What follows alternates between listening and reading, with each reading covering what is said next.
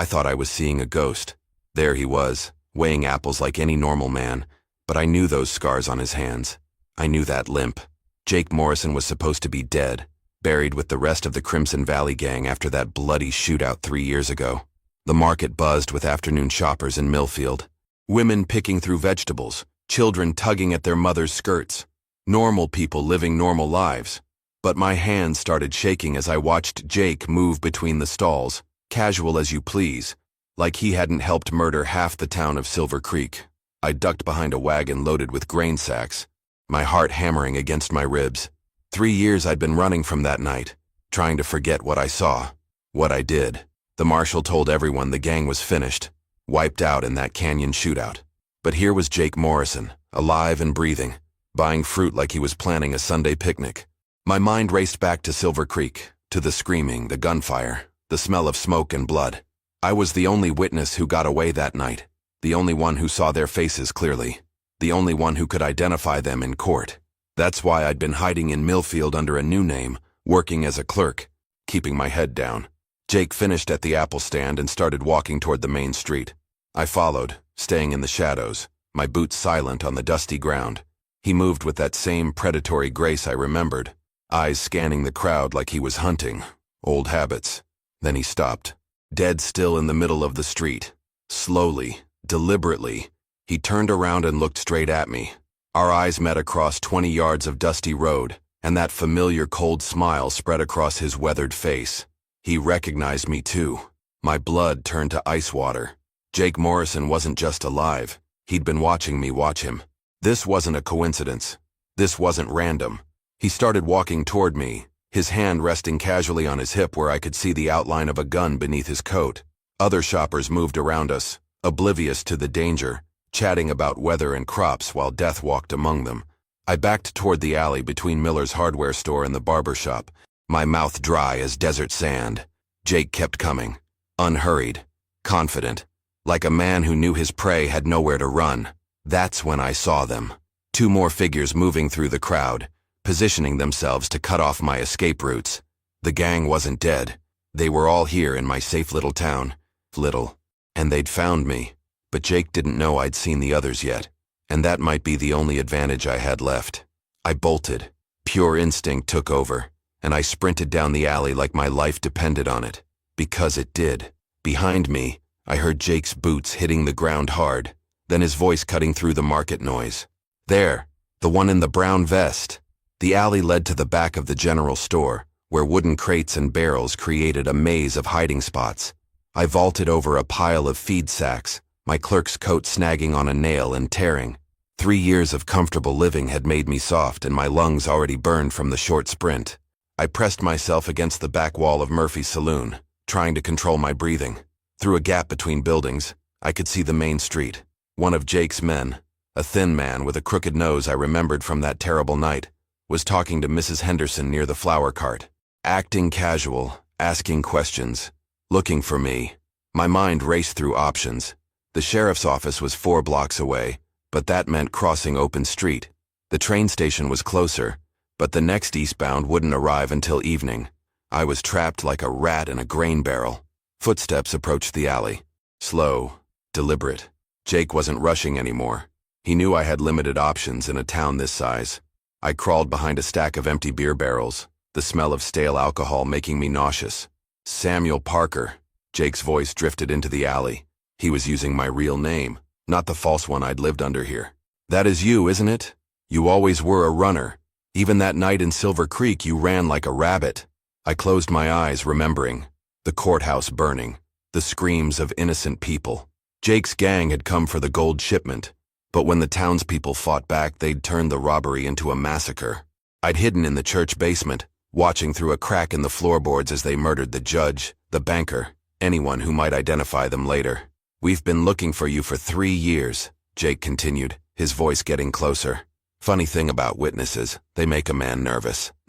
Can't sleep proper knowing someone out there might start talking to the wrong people. A cat hissed somewhere behind me, startled by footsteps. Not Jake's footsteps. Someone else was coming from the other direction. They had me surrounded. I spotted a loose board in the fence behind me. Desperation gave me strength, and I worked it free, creating a gap just wide enough to squeeze through.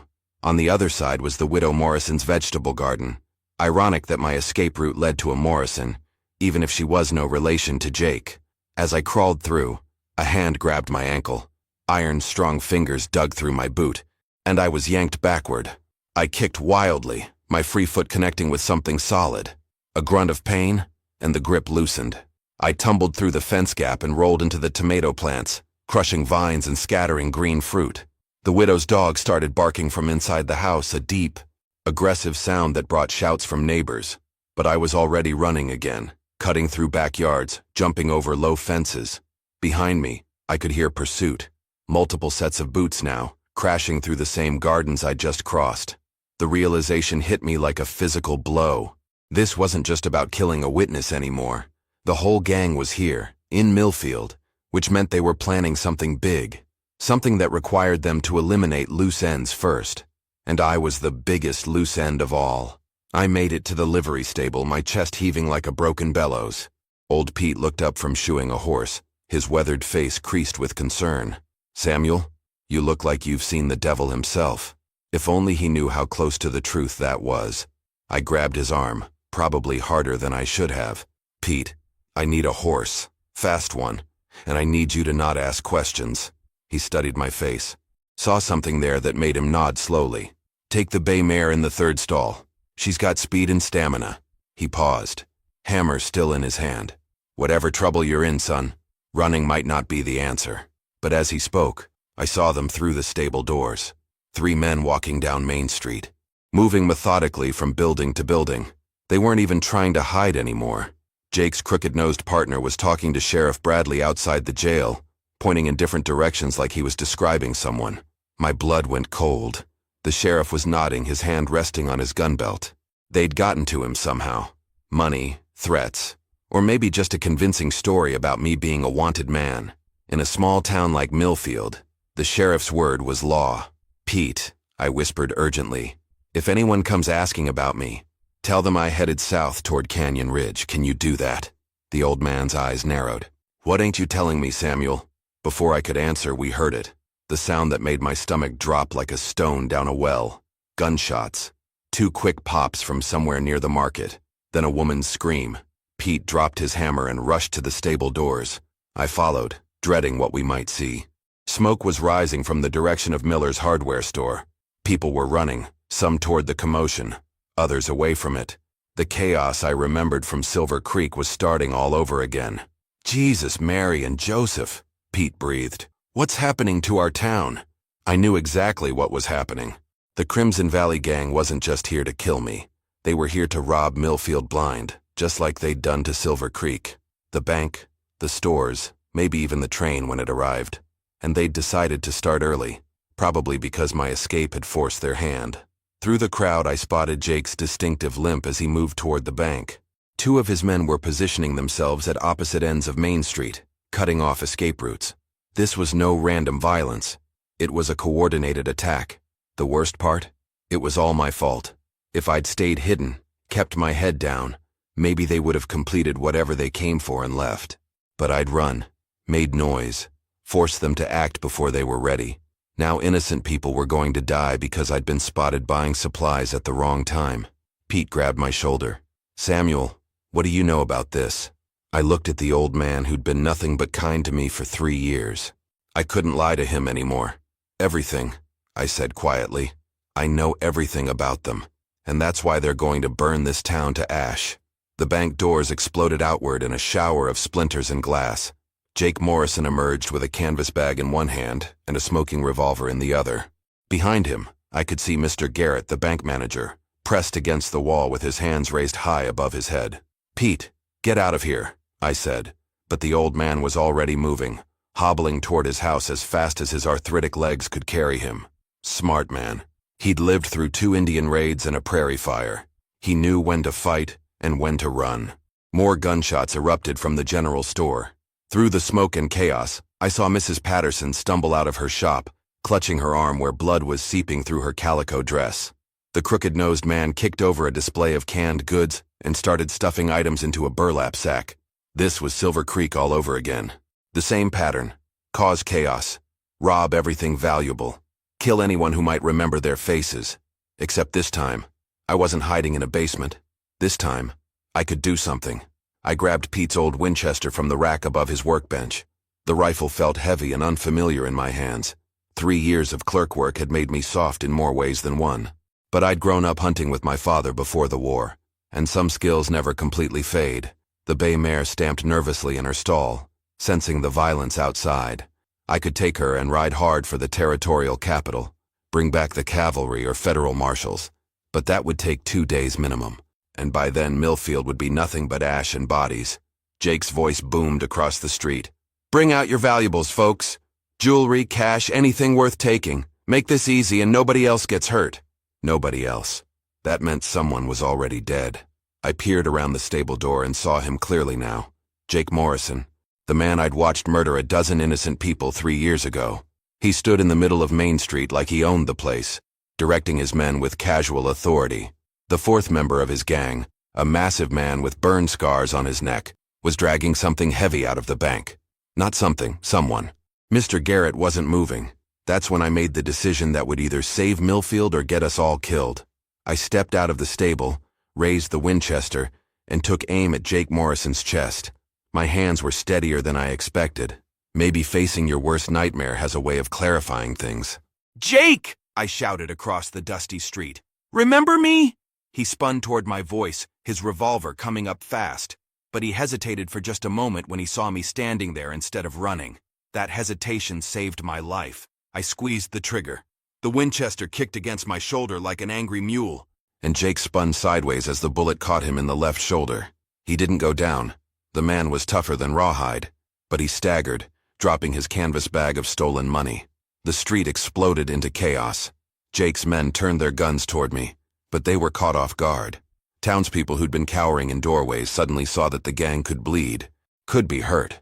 Some ran for better cover, but others, the ones with sand in their guts, started moving toward weapons.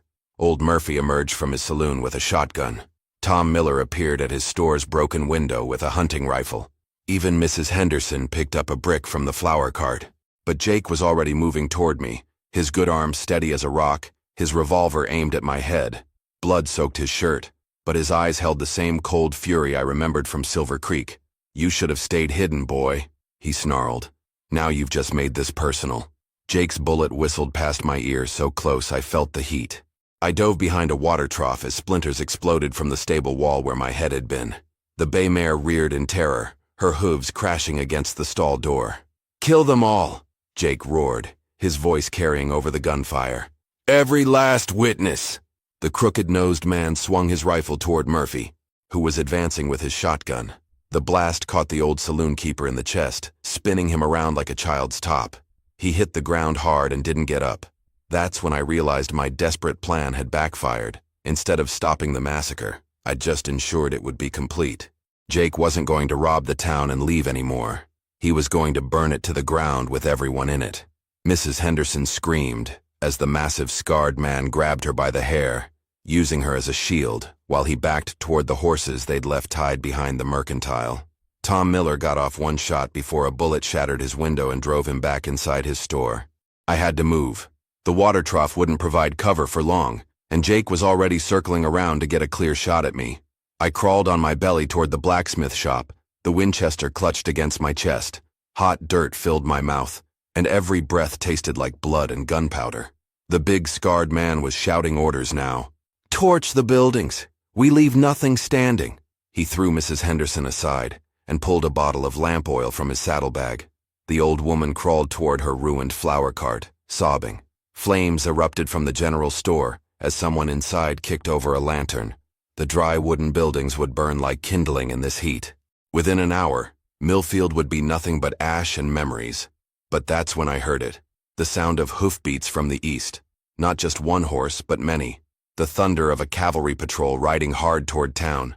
Jake heard it too. His head snapped up, and for the first time since this nightmare began, I saw something other than cold confidence in his eyes. I saw fear. "Mount up," he bellowed to his men. "We ride now." The crooked-nosed man was already running for his horse, abandoning his position near the bank. The scarred giant grabbed what loot he could carry and followed.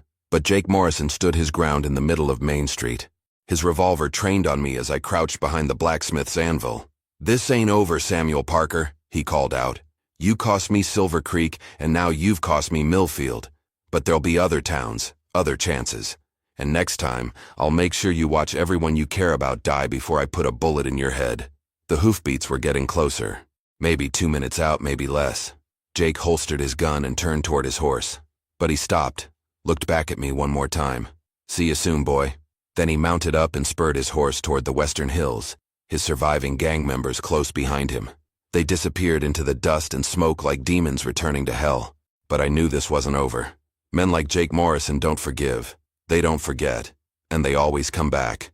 The cavalry patrol thundered into Main Street, just as the last of Jake's gang disappeared over the ridge. 12 blue-coated soldiers led by a young lieutenant with dust-caked face and determined eyes. They'd ridden hard from Fort Stevens, following the smoke column that was already visible for miles. "Secure the area," the lieutenant shouted, dismounting before his horse had fully stopped. "Check for survivors and get those fires under control." I stumbled out from behind the blacksmith shop, still clutching Pete's Winchester. My legs felt like water, and the weight of what had just happened was starting to crash down on me like a rock slide. The lieutenant saw me first. "You there? Are you injured?" "No, sir," I managed, though my voice sounded like I'd swallowed gravel. "But Murphy's down, and Mrs. Henderson needs help. There's at least one dead in the bank." 2 soldiers were already dragging buckets of water from the well to fight the flames consuming the general store. Others moved between the buildings, checking on wounded civilians and securing the scene.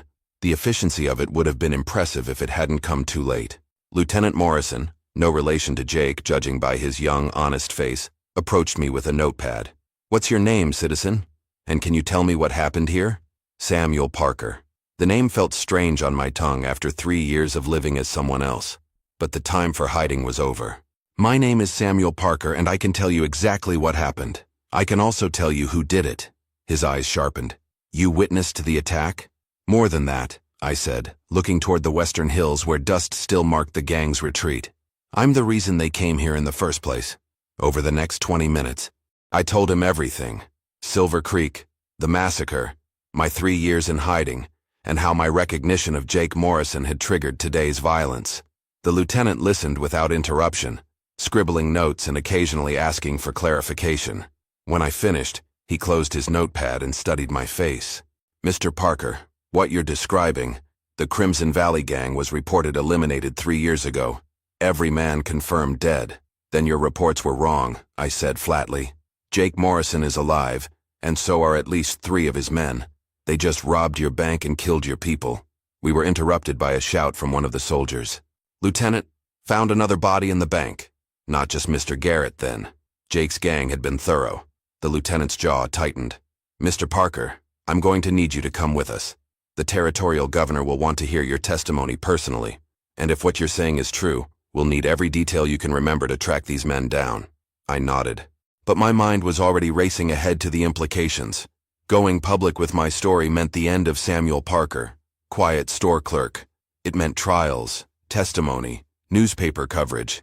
It meant becoming a target not just for Jake's gang, but for anyone else who might want revenge for their eventual capture. But as I looked around at the destroyed town, Mrs. Henderson weeping over her ruined livelihood, the blackened remains of the general store, the covered bodies being carried out of the bank, I knew I didn't have a choice. "There's something else you need to know," I told the lieutenant as his men prepared to mount up. "This wasn't random. Jake Morrison isn't just running, he's planning something bigger. Millfield was supposed to be easy money, a quiet job. But now that it's gone wrong, he'll be desperate. Desperate men do stupid things." The lieutenant swung into his saddle. "What kind of stupid things?" I thought about Jake's parting words, the cold promise in his eyes. "The kind that get a lot more innocent people killed." As we rode out of Millfield toward Fort Stevens, I took one last look back at the town that had been my home for 3 years. Smoke still rose from the ruins, and I could see survivors picking through the wreckage of their lives. Jake Morrison had won again, but this time, he'd made one crucial mistake. This time, I wasn't going to run. 3 weeks later, I stood in the territorial courthouse in Denver, my hand on a worn Bible, swearing to tell the truth about the Crimson Valley Gang. The courtroom was packed with reporters, federal marshals, and families of victims from both Silver Creek and Millfield. Every eye was on me as I began my testimony. I, Samuel Parker, do solemnly swear. The words felt like stones in my mouth, each one sealing my fate. There would be no more hiding after this, no more quiet life as a store clerk. Jake Morrison and his gang were still out there somewhere, and my testimony would put a price on my head that would never go away.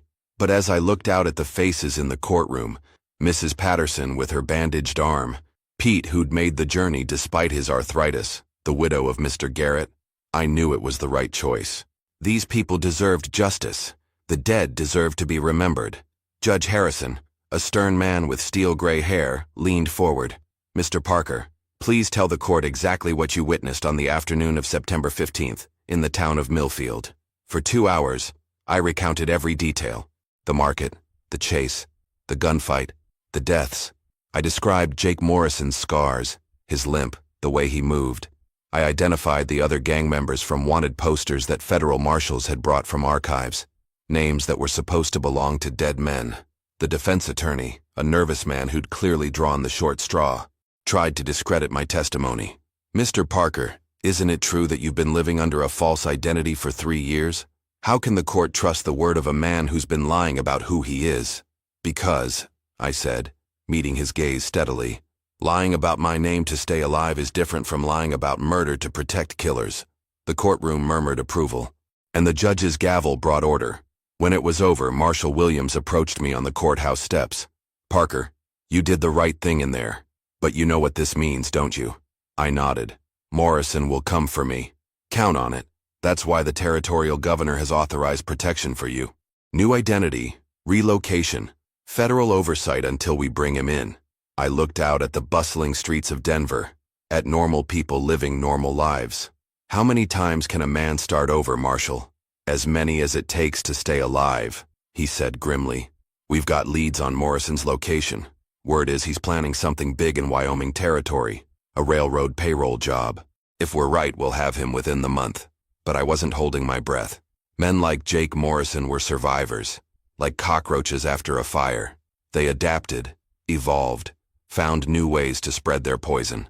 As I walked away from the courthouse, I felt the weight of eyes watching me.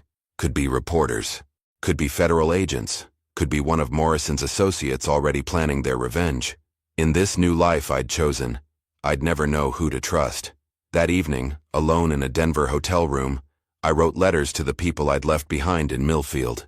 To Pete, thanking him for his kindness and the use of his rifle. To Mrs. Henderson, hoping her flower business would bloom again. To the families of the dead, offering what condolences words could carry. I sealed the letters but didn't mail them. Contact with my past life would only put those people in more danger. Outside my window, the sun was setting over the Colorado mountains, painting the sky the color of blood and gold. Somewhere out there, Jake Morrison was planning his next move, nursing his wounded shoulder and his wounded pride. But for the first time in 3 years, I wasn't running from my past. I was facing it head on, whatever the cost. The gang had thought they were dead and buried. Now the whole world knew they were still alive, and I was the man who'd brought them back from the grave to face justice. Whether I survived long enough to see that justice served, well, that was a story for another day.